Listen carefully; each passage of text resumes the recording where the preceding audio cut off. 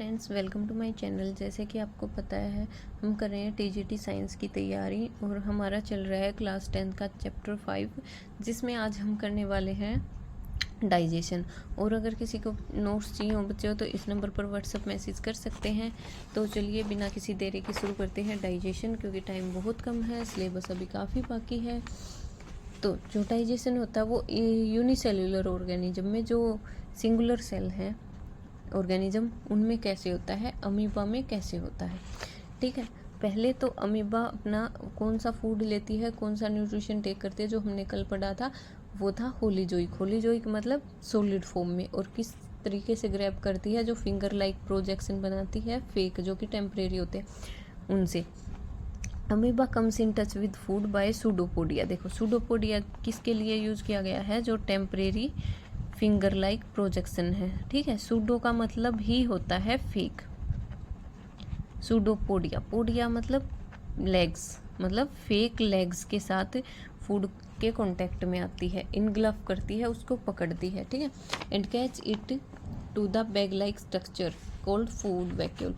और इसको देखो, ये जो कल स्ट्रक्चर बनाया था ऐसे, ये तो हो गए इसके सूडोपोडिया, और ये इसने अपना एक बैग लाइक स्ट्रक्चर बना लिया जिसके अंदर फूड को इनटेक कर लेती है और फिर यहाँ से क्लोज कर लेती है।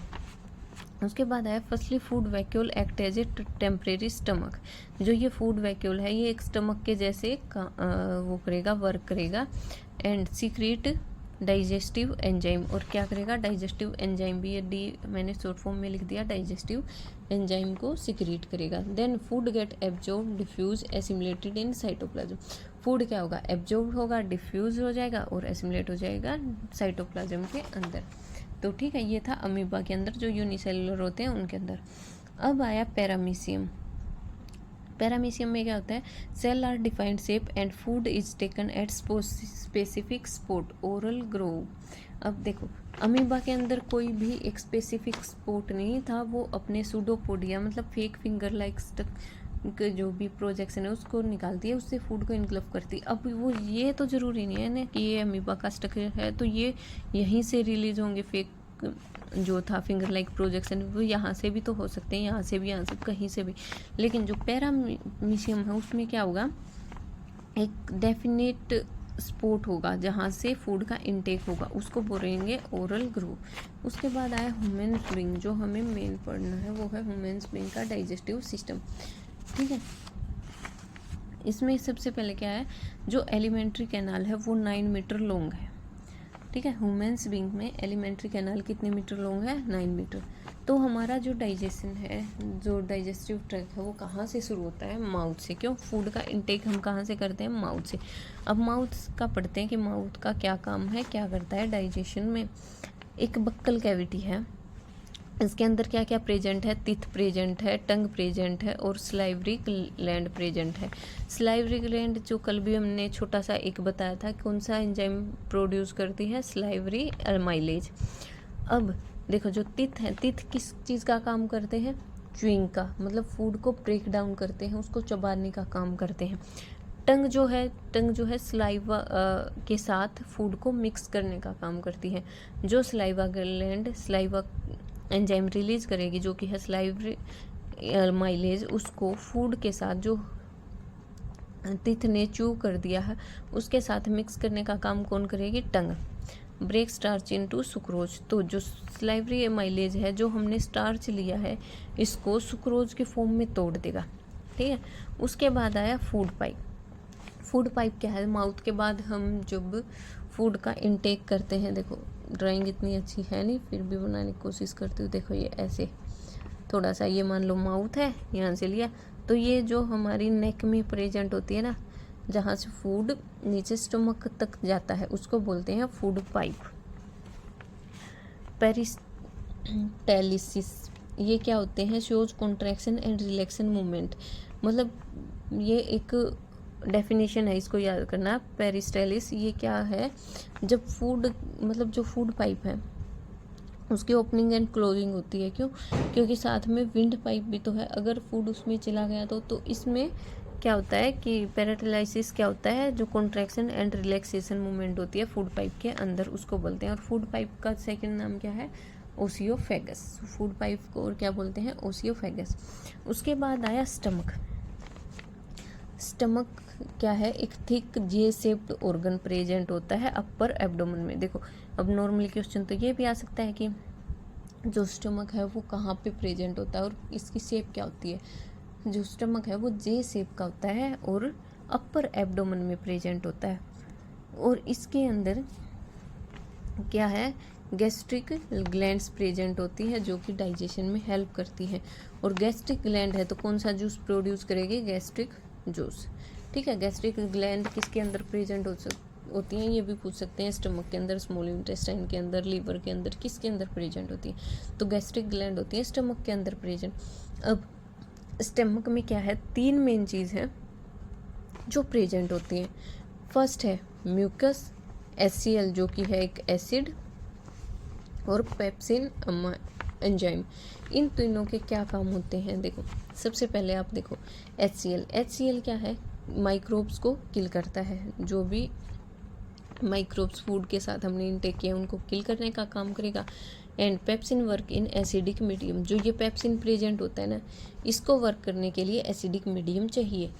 तो HCl का क्या काम हो गया? माइक्रोब्स को किल करने का और पेप्सिन को वर्क करने में हेल्प करने का। उसके बाद आया पेप्सिन एंजाइम। ये क्या करता है? डाइजेस्टिव एंजाइम है, ये एक फूड को डाइजेस्ट करने में हेल्प करता है। अब देखो इनका रिलेशन देखो, अगर पेप्सिन क्या है? डाइजेस्टिव एंजाइम है, फूड को डाइजेस्ट करने का हेल्प करेगा। अगर पेप्सिन ही ना हो तो फूड कैसे डाइजेस्ट होगा? अब पेप्सिन प्रेजेंट है तो पेप्सिन अगर वर्क ना करे तो पेप्सिन वर्क किस में करेगा? एसिडिक मीडियम में। एसिडिक मीडियम के लिए HCl प्रेजेंट है। अब आप बोलोगे मैम एसिडिक मीडियम है, एसिड है, तो वो भी इतना स्ट्रॉन्ग एसिड जो कि HCl है तो हमारी बॉडी को हार्म क्यों नहीं पहुंचाता? अगर हमें एक छिट्टा तक लग जाए एसिड का, स्पेशली HCl का, तो हम तो 10-10 दिन तक रोते हुए ना रुके। तो इससे हमें हमारी बॉडी को प्रोटेक्ट कौन करता है? Mucus. Protect inner lining of stomach from HCl। मतलब जो HCl है और जो हमारी बॉडी है उसके बीच में एक म्यूकस लेयर प्रेजेंट है जो कि हमें प्रोटेक्ट करती है। ठीक है, तो जो पेप्सिन है वो करता क्या है? मेन डाइजेस्टिव में तो हेल्प करता है, लेकिन मेन किस चीज़ का डाइजेशन करने में हेल्प करता है? वो है प्रोटीन का। प्रोटीन को क्या करता है? अमीनो एसिड में तोड़ देता है।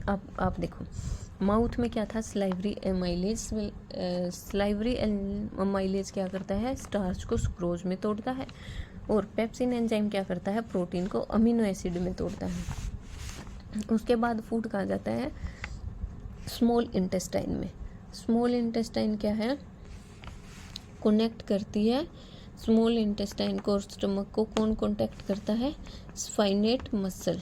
ये एक मसल पर देखो, जैसे स्टमक को और माउथ को फूड पाइप कनेक्ट करती है ना, फूड पाइप के थ्रू ही स्टमक तक फूड पहुंचता है, तो ऐसे ही स्टमक से स्मॉल इंटेस्टाइन तक स्फाइनिकेट मसल से फूड पहुंचता है।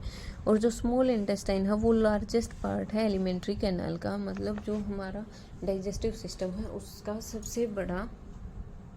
सबसे लार्जेस्ट पार्ट क्या है? Small intestine. ठीक है, ये एक्सटेंसिवली कोइल्ड होती है, मतलब बिल्कुल ऐसे कोइल्ड फॉर्म में प्रेजेंट होती है बॉडी के अंदर। इसके बाद इसमें सिक्रेशन ग्लैंड कौन कौन सी हैं? मतलब जो कि डाइजेस्टिव एंजाइम का सिक्रेट करेंगी, वो है pancreas and liver.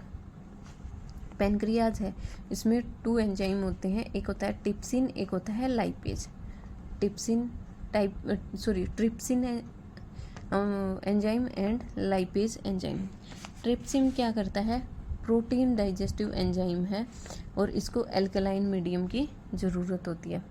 Protein digestive enzyme एक पहले भी आया था जो कि था स्टमक के अंदर, जो कि कौन सा था? Pepsin enzyme. और इसमें कौन सा है? ट्रिप्सिन एंजाइम, जो कि प्रोटीन डाइजेस्टिव एंजाइम करता, वो एसिडिक मीडियम में वर्क करता था और ये करता है एल्कलाइन मीडियम में। उसके बाद है लाइपेज। लाइपेज क्या है? फैट डाइजेस्टिव एंजाइम है, फैट को डाइजेशन करने में हेल्प कौन करेगा? सॉरी बच्चों, लाइपेज। उसके बाद है लीवर। लीवर क्या करता है? बाइल जूस का सिक्रेशन करता है और हेल्प करता है फैट की डाइजेशन में। ठीक है, और लीवर के अंदर कोई भी, उसके बाद आया बच्चों लीवर। देखो मैंने कुछ और ऐड किया है, ये जो लीवर है वो बाइल जूस सिक्रेट करता है, ठीक है, कहाँ पे, गॉल ब्लैडर के अंदर। और जो गॉल ब्लैडर है उसके अंदर क्या होगा, बाइल जूस सिक्रेट होगा, और ये क्या करेगा, फैट के डाइजेशन करने में हेल्प करेगा। और एक ही चीज़ याद रखना, लीवर एक ऐसी ग्लैंड है जिसके अंदर कोई एंजाइम प्रोड्यूस या सिक्रेट नहीं होता, सिर्फ लीवर ही एक ऐसी ग्लैंड है, वरना पेनक्रियाज के अंदर ट्रिप्सिन एंड लाइपेज होता है, ठीक है, और जो स्टमक है उसके अंदर पेप्सिन। तो लीवर के अंदर कोई भी एंजाइम सिक्रेट नहीं होता, और ये क्या करता है, फैट को डाइजेस्ट करने में हेल्प करता है। अब एक बार ये क्वेश्चन भी आया था कि किसी बंदे, मतलब कोई भी है एक व्यक्ति, उसने उसका गॉल ब्लैडर रिमूव हो गया, तो क्या वो नॉर्मल मतलब घी या फिर जिन चीज़ों में फ़ैट होता है वो चीज़ें खा सकता है? तो नहीं, वो नहीं खा सकता, क्योंकि जिस सिस्टम ने वो जो फैट को डाइजेस्ट करना था वो है ही नहीं अब, तो उसका फैट डाइजेस्ट ही नहीं हो पाएगा, तो इसलिए वो ये सब नहीं खा सकता। उसके बाद है जो स्मॉल इंटेस्टाइन है, उसकी लेंथ कितनी होती है, 7.5 मीटर, ठीक है। Digestion complete in small intestine, जो डाइजेशन है वो स्मॉल इंटेस्टाइन के अंदर कंप्लीट हो चुका होता है with the help of intestinal juice, जो भी इसमें इंटेस्टाइनल जूस प्रेजेंट होते हैं, जो है सक्यूस एंट्रियस। उसके बाद आता है कि इसमें कार्बोहाइड्रेट, प्रोटीन और फैट तीनों का डाइजेशन होता है। तो इनका ब्रेक डाउन होता किस चीज़ में है, जो कार्बोहाइड्रेट है उसको तो ग्लूकोज में ब्रेक डाउन कर दिया जाता है, प्रोटीन को अमीनो एसिड में, और फैट को फैटी एसिड में या ग्लिसरॉल में। अब जो फूड का एब्जॉर्प्शन होता है, एब्जॉर्प्शन ऑफ फूड, वो स्मॉल इंटेस्टाइन में होता है, ठीक है, लेकिन वो होता किसकी वजह से है, किसकी हेल्प से, इसमें फिंगर लाइक प्रोजेक्शन प्रेजेंट होते हैं, वेले। तो ये क्वेश्चन भी आपका आया था, अगर आप PYQ करके देखोगे कि जो फिंगर लाइक प्रोजेक्शन विले हैं वो किस में प्रेजेंट होते हैं, स्मॉल इंटेस्टाइन में, लार्ज इंटेस्टाइन में, दोनों में या किसी में नहीं, ठीक है। तो ये आपके स्मॉल इंटेस्टाइन में प्रेजेंट होते हैं। उसके बाद आया कि स्मॉल इंटेस्टाइन होगी, अब आता है लार्ज इंटेस्टाइन। तो लार्ज इंटेस्टाइन में क्या है, ये 1.5 मीटर लॉन्ग है, जो अनडाइजेस्टेड फूड है, मतलब जितना डाइजेस्ट होना था वह स्मॉल इंटेस्टाइन में हो गया। उसके बाद जो अनडाइजेस्टेड फूड बचा वो कहाँ जाता है, लार्ज इंटेस्टाइन के अंदर, जहाँ पे जो एक्सेस ऑफ वाटर है, जो भी एक्स्ट्रा वाटर है उसको रीअब्जॉर्ब किया जाता है, मतलब रीअब्जॉर्प्शन का काम कहाँ होता है, लार्ज इंटेस्टाइन में, ठीक है। Undigested food store in rectum, जो फिर जो रीअब्जॉर्प्शन के बाद भी H2O का जब रीअब्जॉर्प्शन हो गया उसके बाद भी जो अनडाइजेस्टेड फूड बनता है वो स्टोर कहाँ हो जाता है, रेक्टम, और बॉडी से बाहर आ जाता है जिस वेस्टेज के फॉर्म में, कहाँ से, एनस के थ्रू, ठीक है। तो ये था आपका कंप्लीट डाइजेशन। उसके बाद एक दो पॉइंट है जो आपको याद करने हैं कि जो सेलुलोज का डाइजेशन है ऑर्गेनिजम्स के अंदर, जो कि सेलुलोज लेते हैं जिनमें क्लोरोफिल वगैरह प्रेजेंट होता है, मतलब ये क्या है, रूमिन प्रेजेंट होता है एनिमल्स के अंदर, वो हेल्प करता है सेलुलोज को डाइजेस्ट करने में। देखो जैसे आपने गाय, भैंस, इन सब को देखा होगा, ये क्या करती हैं, हरा चारा चरती हैं, ठीक है। तो ये किसकी वजह से डाइजेस्ट होता है, इनके अंदर रूमिन प्रेजेंट होता है। उसके बाद देखो हमने किया था ना बक्कल कैविटी, माउथ, वो क्या, उसमें टीथ प्रेजेंट थे। अब टीथ कितने प्रेजेंट होते हैं, चिल्ड्रन में होते हैं 20 टीथ प्रेजेंट, और जो एडल्ट हैं उनमें होते हैं 32 टीथ प्रेजेंट। वो कौन कौन से होते हैं, इंसीजियर, कैनाइन, पेरीमोलर एंड मोलर, ये 4 टाइप के टीथ होते हैं, ठीक है। तो ये एक फॉर्मूला है याद करने का, 2 1 2 3, ठीक है, मल्टीप्लाई बाय 2। अपर की साइड में भी 2 1 2 3 टीथ होते हैं, और लोअर की साइड में भी, और मल्टीप्लाई बाय 2 मतलब 2 से तो मल्टीप्लाई करनी होगी ना, 2 1 पेयर है तो 1 पेयर में कितने, 2, तो 32 इसमें और 20 चिल्ड्रंस में जो मोलर्स टीथ होते हैं वो प्रेजेंट नहीं होते। मोलर क्या होते हैं, जो लास्ट में, जो मतलब जिन्हें हम नॉर्मल भाषा में जाड़ बोलते हैं, ठीक है। और जो इंसीजियर होते हैं वो सामने के 2 दांत जो फिर एक साइड में होते हैं ना, एक एक दांत, वो होते हैं कैनाइन। उसके बाद आते हैं 2 प्रीमोलर एंड 3 मोलर्स। तो ये था आपका पूरा डाइजेशन। तो कल हम करेंगे रेस्पिरेशन।